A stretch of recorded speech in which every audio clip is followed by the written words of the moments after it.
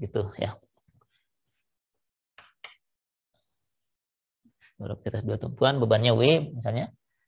Ini lanjutannya begini. Lalu ini delta di tengahnya. Gitu ya.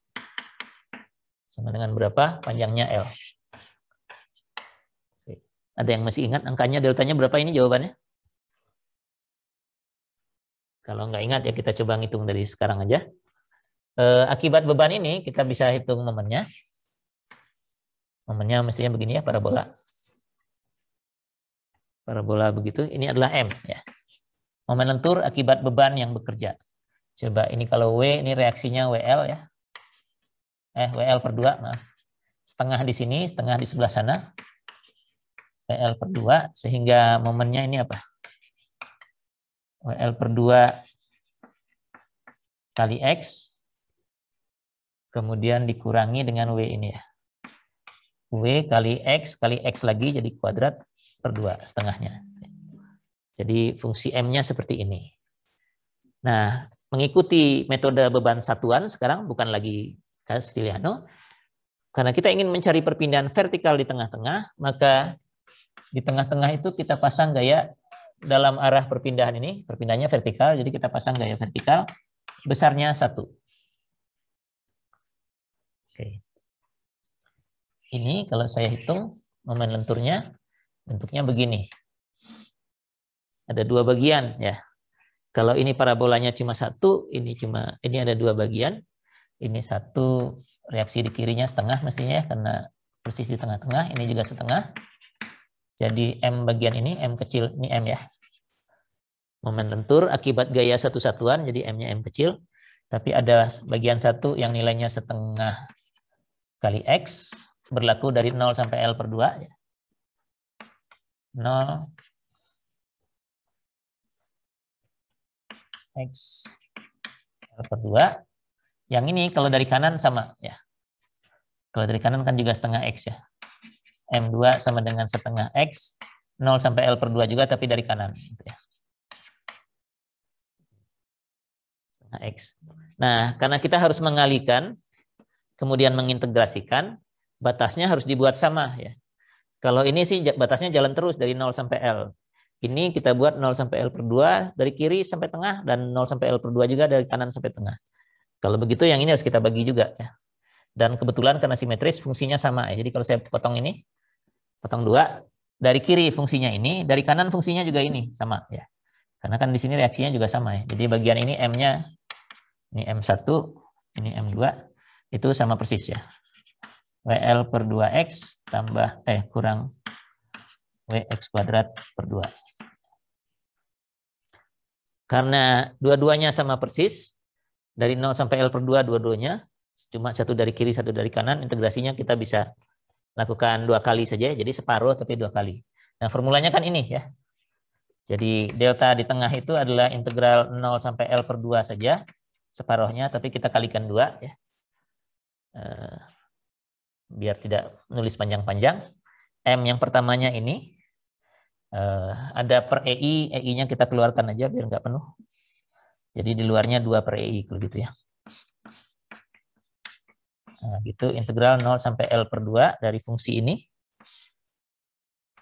WLX per 2 kurangi WX kuadrat per 2. Per 2-nya sebenarnya bisa dikeluarin lagi. Itu dah biar aja lah, udah tertulis. Terus dikalikan M1-nya. M1 yang ini. Setengah X ya. DX. Kalau dikalikan jadinya berapa ini? WL X kuadrat per 4. Integral ya. Di luarnya 2 per EI tetap. WL X kuadrat per 4 dikurangi W X pangkat 3 per 4 DX sama dengan, nah ini tinggal dikalikan aja. W-nya sih bisa keluar sebenarnya ya. Atau biar aja lah. 2 per EI-nya di luar. Ini diintegralkan X kuadrat jadi X pangkat 3 ya. Terus ini jadi kalikan 3, jadi 12. Gitu ya. W L X pangkat 3 per 12 dikurangi ini pangkat 3 jadi pangkat 4, ini kali 4 per 16 jadinya. W X pangkat 4 per 16 dievaluasi dari 0 sampai L per 2. Itu angkanya jadi berapa nih? Ini pangkat 3, jadi ada L-nya jadi pangkat 4. Ya. WL pangkat 4-nya udah jelas. Di luar ada 2 per EI. Ya, tinggal koefisiennya saja. Ini setengah pangkat 3 1/8 ya. 1/8 bagi lagi 12. 1/96. Dikurangi. Ini WL pangkat 4-nya udah sama dengan yang tadi. Tinggal setengah pangkat 4 itu 1/16. Setengah pangkat 4 1/16 dibagi lagi dengan 16. Jadi 1/256. Mudah-mudahan saya nggak salah ngitung. 16 kuadrat itu berapa? 256 ya? Atau 196? 6.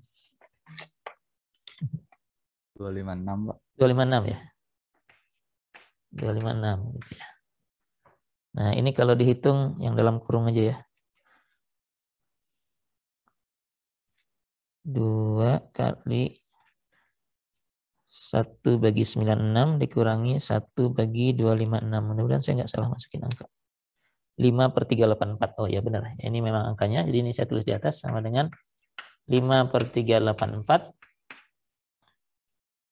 W L pangkat 4. Dan ini memang yang lama-lama Anda harus hafal juga ya untuk beban merata di tengah-tengah. Gitu. Jadi prosesnya sangat sederhana, sangat mirip dengan teorema Castigliano. Bedanya yang diberikan adalah gaya sebesar satu satuan, bukan lagi P. Atau kalau yang ditanya putaran, yang dikasih adalah momen sebesar satu satuan. Dan kita langsung cari, masukkan gaya momen lenturnya gitu, atau gaya aksialnya kalau rangka batang, agar ke dalam formula perpindahan. Ya. Tidak perlu menurunkan lagi. Ya. Jadi proses menurunkannya itu sudah digantikan dengan mengubah P menjadi 1 atau mengubah M menjadi 1. Jadi kira-kira demikian ya. Mungkin satu contoh juga sudah cukup sebenarnya karena prosesnya sama dengan yang lalu ya. Ini hanya menghilangkan turunan terhadap gaya yang dipasang saja.